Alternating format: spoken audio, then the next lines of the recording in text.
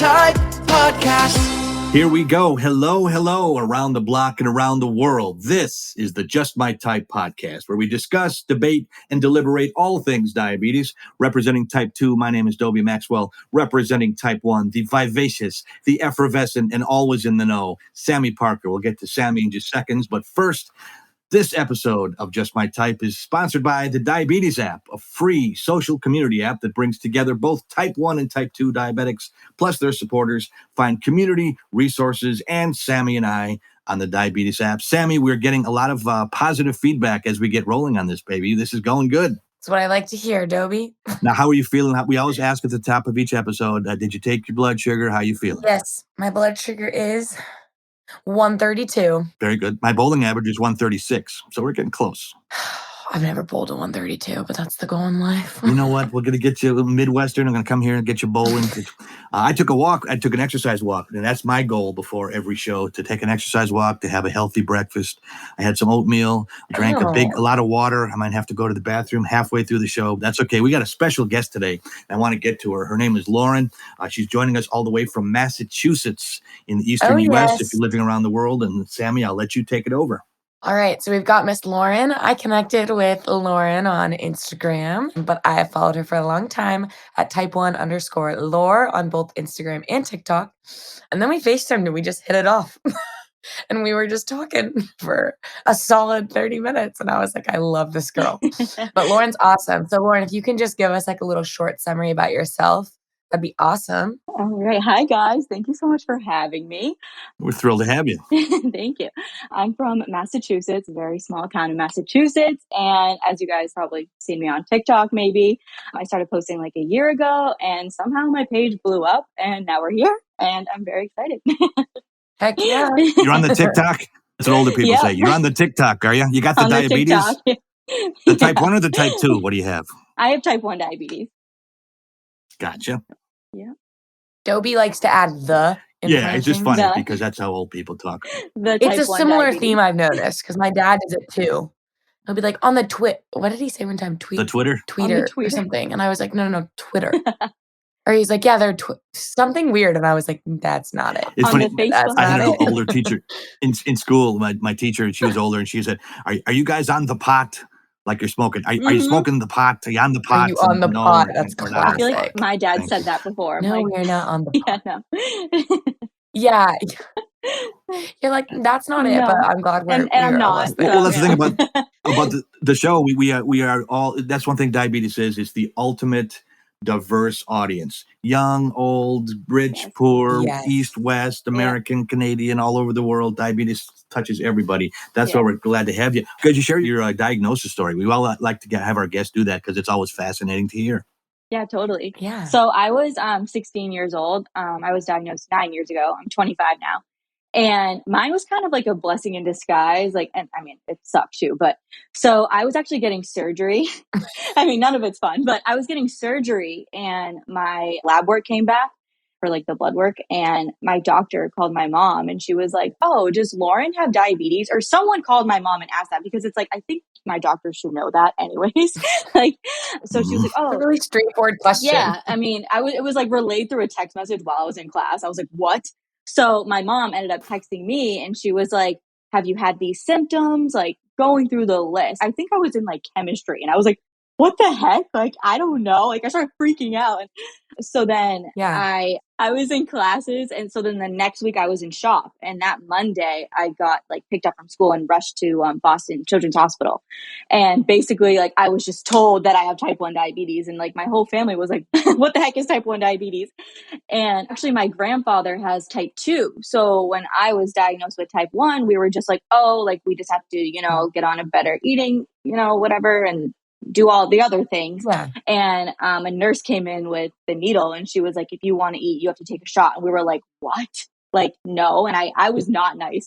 I feel so bad for this nurse because I was not nice to her. I was like, get away from me. And I have like a huge phobia of needles. So I was like, get away from me. I'm not doing this. Like, it was a very crazy time in my life because you're going in for surgery and then you're coming back with a disease. And I was like, whoa. Yeah. So I think my blood sugar when they first like found out, I was 299. So that's like really good to be found at, because I know a lot of people can be found at like 1500 in a coma, like worse. And so it was definitely a blessing, because who knows how like much more sick I could have gotten. Yeah. Looking back and like looking at pictures and stuff, I was losing a ton of weight. I was like, not that, I was a size 0. I've never been a size 0 kind of girl. Like, I was just like, I don't know, I'm in high school, I'm losing weight, super cool. Like, I'll just go with it. And then, but like, I was going to the bathroom a lot. I had all the symptoms, and I'm definitely like thankful. Yeah, I was wicked thirsty. I was so many things. And I remember getting like so irritable one day. I was in the mall with my cousin, and I was like, I need to eat something. I feel like I'm going to pass out. And she was like, okay.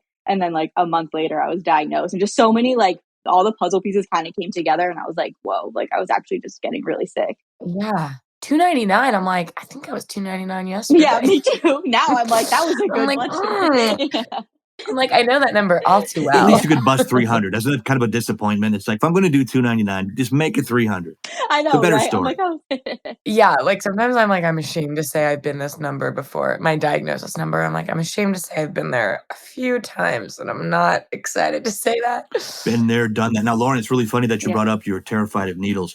We're just starting our show. We've only had a few guests, but everybody, including Sami and I, that's the thing we had too. Oh my God, we're deathly afraid of needles. Spiders and snakes, I can take. Bugs, lizards, whatever. Needles, no. And it's funny that the ones that get diabetes, I don't know if that's a joke from the universe, but we're the ones that seem to have to do it. Now, how are you now with it? Obviously, you have to take shots every day. So I'm on the pump now, so that has made things a lot easier. But when I was first diagnosed, my parents did everything because I was too scared. Yeah. But then they would go so slow when they would give me a shot. And I was like, because they didn't know what they were doing either. Yeah. It's like worse when your parents do it, because you're like, they want to try to do it, and they're like, oh, I'm going to be very gentle and this and that. And I'm like, it's not gentle. It honestly makes it worse when they do that. Wouldn't it be like ripping off a Band-Aid? It hurts, but it's over in a second, rather than peeling it off slow and screaming. It's almost worse when the parents do it. Like, I was like 12, and I was like, okay, like they're going to do it. And then I realized, like, when I do it, when you're doing something to yourself, you're like, I'm not hurting myself, I'm just doing something to myself. Versus when they do it, you're like, oh my God, it's going in. Oh, it's in. Would you watch it or not watch it? Sometimes people, they can't look at it. I watched it. You're brave. I watched it too. I don't like watching other people still. Like when I'm on TikTok and stuff and watching people give themselves shots and stuff, I'm like, I can't do it. I'm like, it's so weird. Yeah. But I'll still watch the whole thing, but I'm like, it freaks me out. So actually, this is like a crazy story too. My brother has type 1 diabetes. Whoa, I didn't know that. Yeah, we were diagnosed in the same week. Ooh, so man. Yeah. Is he older or younger? He's 2 years older than me. So he's 26. Oh, your poor parents. Oh my God, yeah. It was a crazy week for us. I felt so bad for them. So he was getting blood work for high blood pressure. And he's a big kid. At his school, they were using, he's like a big guy. And they were using a child's cuff on a man's arm. So obviously he's going to have high blood pressure. I don't know why this nurse thought it was okay to do that, but he got blood work literally a week after me. And the blood work came back for him with high blood sugars. And they actually like traced it back to when he had surgery in like 6th grade, and he had high sugars then, but they never said anything. Wow. And I don't know how high he was when he was diagnosed. Serious? Yeah. So he had it for longer than we thought, but it must have just like, I don't even know if he had symptoms at that time. Was he like an active guy? Yeah. So that probably makes sense as to why he didn't get sick fast. I don't know. That's crazy. That's like living with it for like 3 years. Yeah, a long time. Yeah. You probably had the pre-diabetes, yeah. Probably, right? And then I was on my way home from the hospital, and my parents got a call literally on my way home. I remember driving like late at night home from Boston, and they got a call saying, you need to bring your son into Children's Hospital. And they were like, we're just leaving. What is going on? And they're like, he also has type 1 diabetes. Like, it was insane. Merry Christmas. Yeah. The original theme of our show is the lowest of the lows of diabetes. And we're kind of talking about that now without introducing it to the listeners. But I think since we're there, we might as well continue on. There just are so many lows when you get diagnosed with type 1 or type 2. Yeah. Samuel, you not agree? You know what's interesting? That topic, I totally, when I thought we were doing lowest of lows, I was like, I still, until this morning, was like, lowest of lows. What's your lowest blood sugar? That's what I thought it was too. Yes. And then you and our producer Elizabeth were like, yeah, the lowest of lows, like just what's like the toughest time. And I was like, oh. It all fits in. So we're talking about like the most difficult just follow us. We know where we're going. You guys just come along. I was more curious, like, what's your lowest blood sugar? Okay, well, let's go there then. What was your lowest blood sugar? Do you guys know? Yeah. the lowest recorded blood sugar, I think, was 25. Whoa. And I was babysitting. Oh.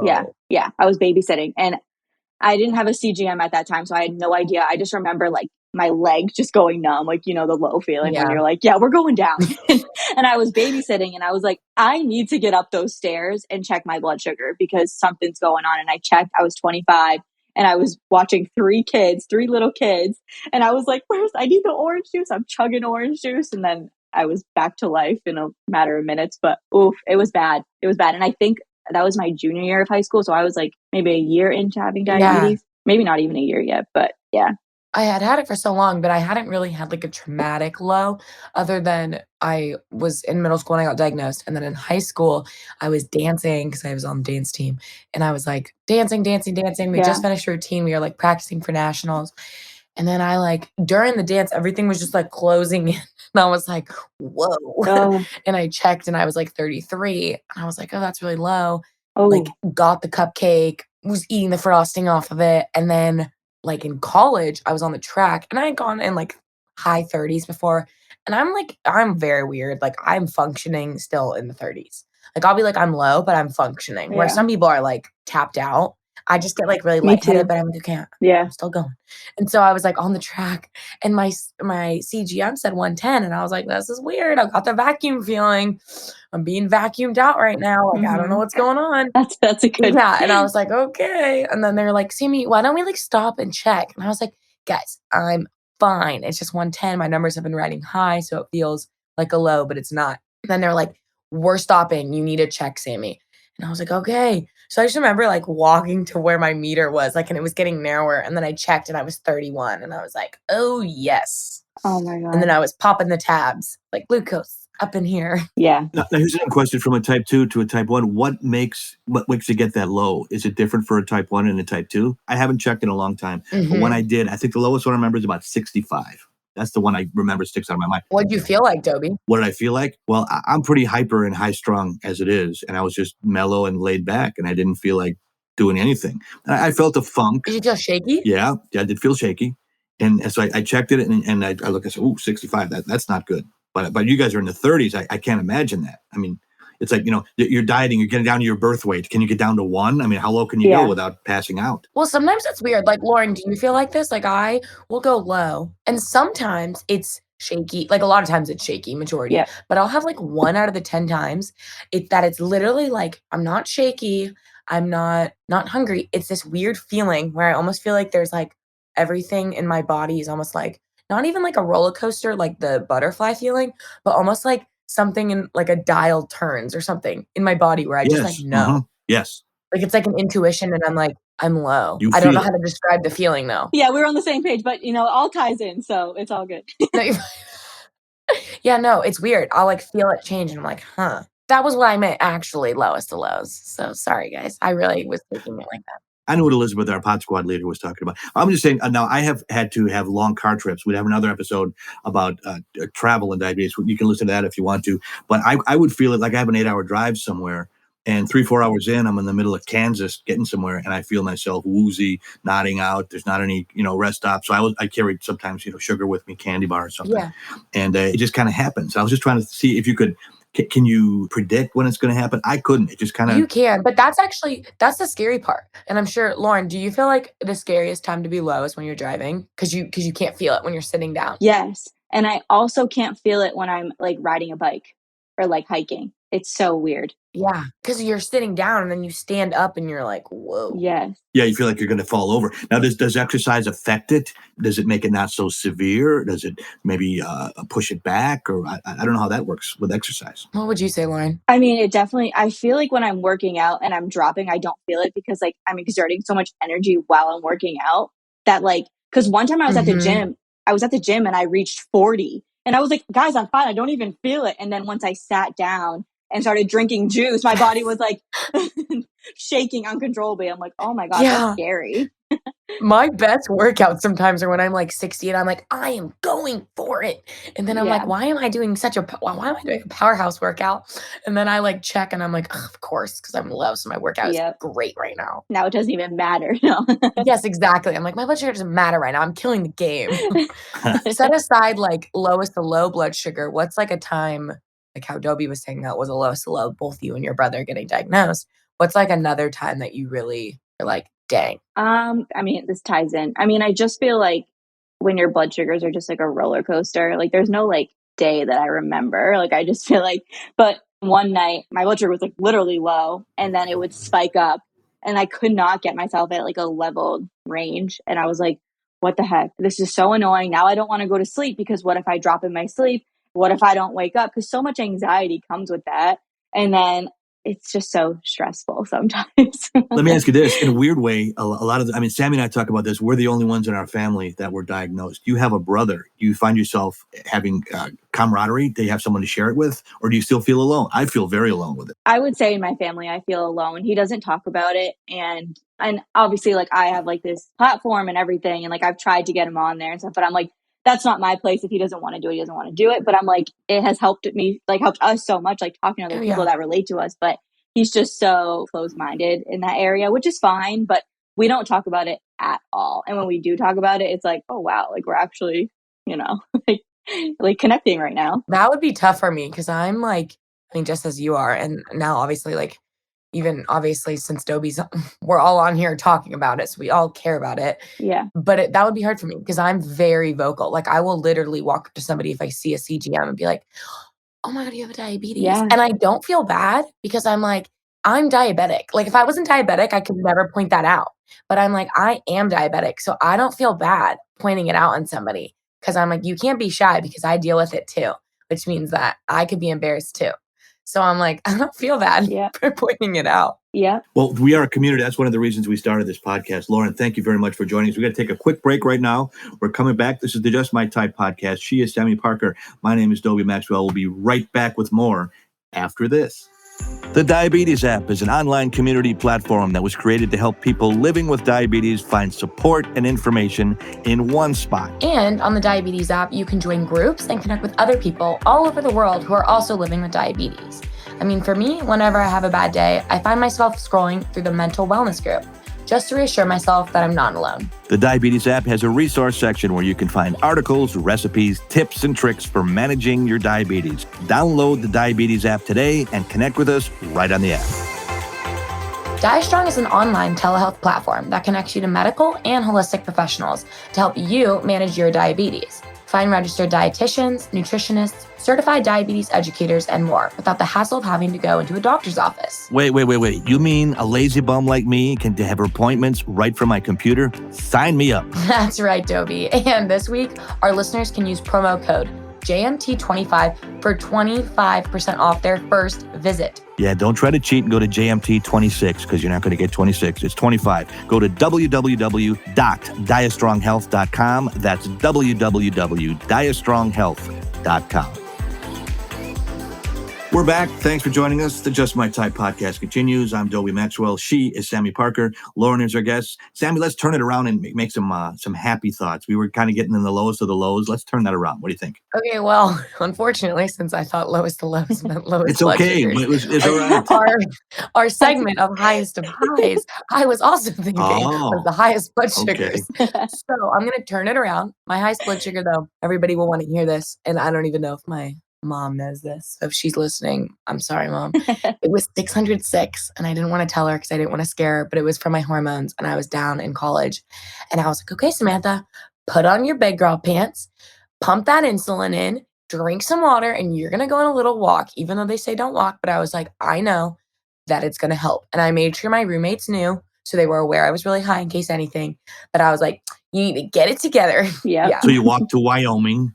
You walked 72 hours. I literally went on a 5-mile walk. Wow. At least it wasn't 666, 606. That's still pretty high, though. Yeah. Oh, I literally started. I was about to cry. And then I was like, no, this is only going to make it worse. Ooh. And I was like, okay. Lauren, what was your high? Do you remember? Was it 299 when you were diagnosed? Did you ever beat that record? My highest was 400. But yeah, no, even 300. Wow. I'm angry. Yeah, I'm angry. I'm not nice. Ugh, it's the worst feeling in the world. See, if you're a baseball player, you'd be in the Hall of Fame.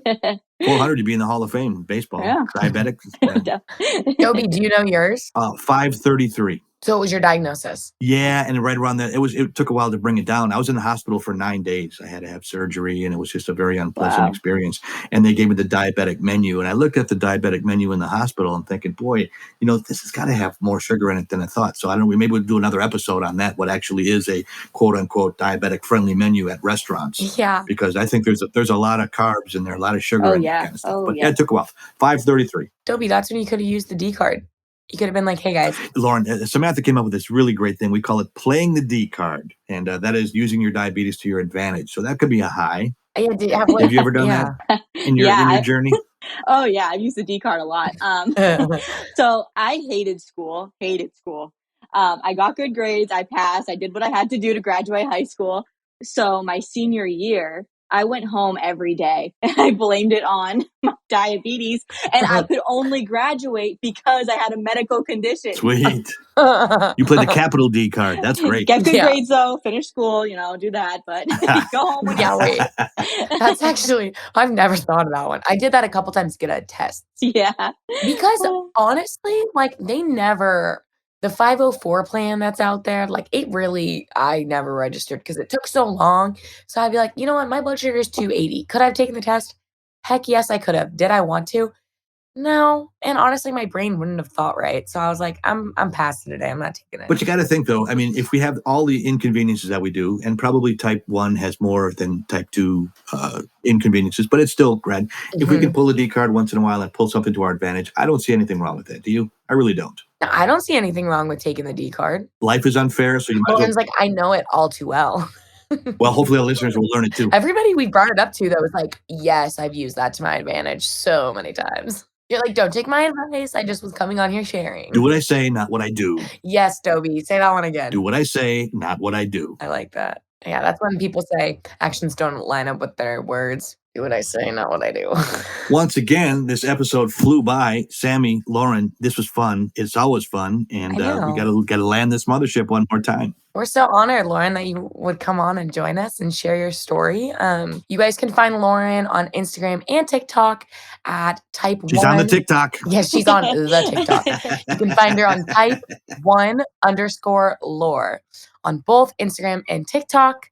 And our question of the pod is, what's your lowest of lows? Yes, and we want you to rate, review, subscribe, please follow, share on our social media, and that's on Instagram, TikTok, and Twitter at justmytypepod_, Facebook at justmytypepod, and our hashtag at justmytypepod. We love you. Please keep listening. Please spread the word. And Sami, put the cherry on the sundae.